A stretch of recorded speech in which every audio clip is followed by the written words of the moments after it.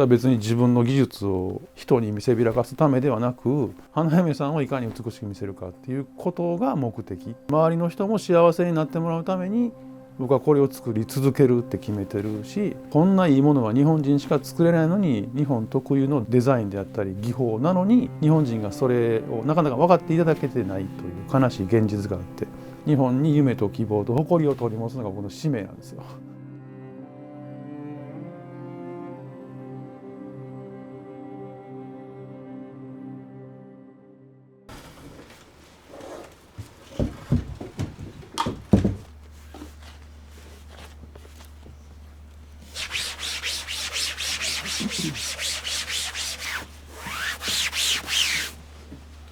硬すぎると浸透しなかったり、柔らかすぎると貫通しちゃったりするんで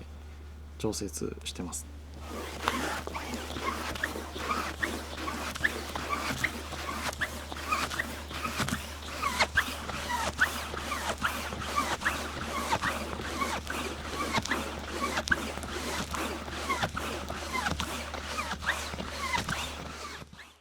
ちょっと最初無駄はあるんですけど、1回目はとりあえず広げることをやって、2回目でちょっと厚み盛りつつ平坦にしていくっていうような感じで2回やっていきます。着物やと結構長いんで、この板3面使ってやっと1着分とかなんですけど、それを時間かけてるとその最初と最後で全然乾き具合が変わってきたりもするんで、できるだけ同じ乾き具合になるように一発で早くいけるようにしてます。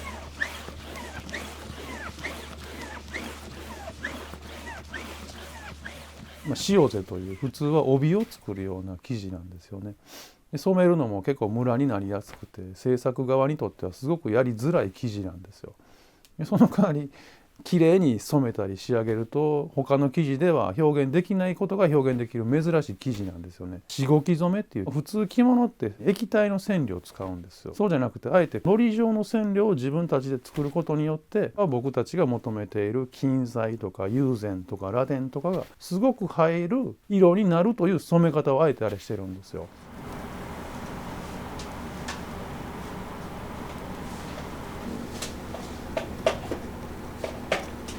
でその後に金彩をする間に金彩を施すための接着剤の樹脂ですよね。でその樹脂を塗るための円蓋という糊をつけたい部分だけをカッターナイフで切り抜いて、でその作業が円蓋ですね。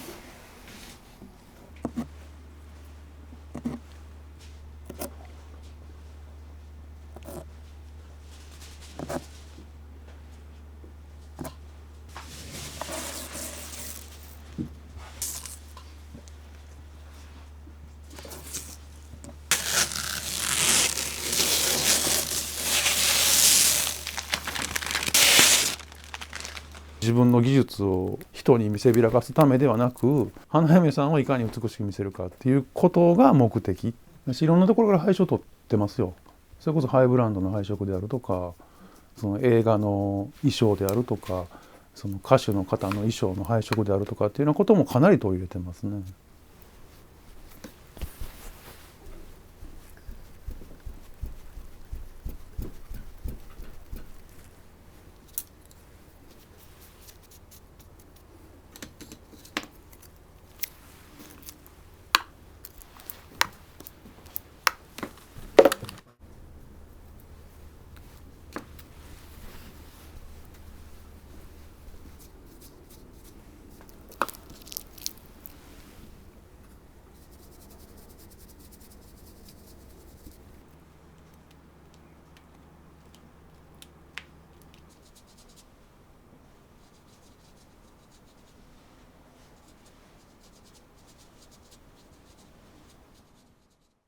見た目は貝、天然素材の貝殻を使って着物に貼れるようにしてくれというご依頼を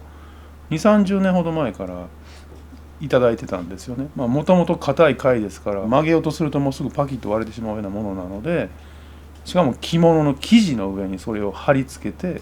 取れなくするっていうのがすごく難しい、物理的に難しいんですよ。螺鈿というものを使うとそれだけでやっぱ格が上がるというか、やっぱ天然素材ならではの光り方ってね、天然素材のものでしかやっぱ出せないので、着物ってそもそも手書きの場合ですと20から30工程あると言われてまして、でその工程ごとに職人もしくは工房が別々に存在するという完全分業制なんですよね、着物作りって。ただ残念ながら後継者不足とかね、職人の高齢化によってどんどん職人とか工房がもう廃業してるんですよ。で私が作る花嫁衣装の打ち掛けってそもそも手書きで制作している工房ってほぼ存在しないと思うんですよね。ぐらい珍しい工房でありながら、しかも普通の手書きの友禅も含めた呉服の制作の工程を打ち掛け用にアレンジしてるんですよ。ですからいろんな着物作りにはされないような工程もたくさん入れてるんですよね。うちの工房の中だけでほぼ全ての工程を完結させるっていうことを目指してるんですよ。きっかけは僕の両親が金彩の職人をしていたっていうことが大きなきっかけですね。ただ作るものは一般の女性がお出かけに着られるという訪問着とか留め袖とかっていうものを少し金を着物に施すっていう仕事を両親がしていました。最初に修行に出た先が僕はその4年間花嫁衣装だったんですよ。でその後に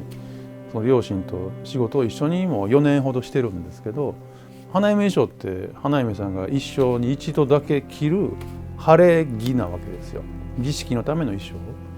技法も決まってないし、貝殻使おうが金じゃないものを使おうが、僕の目指すところの豪華に外れなければ全然 OK なので、それは全然楽しいですよ。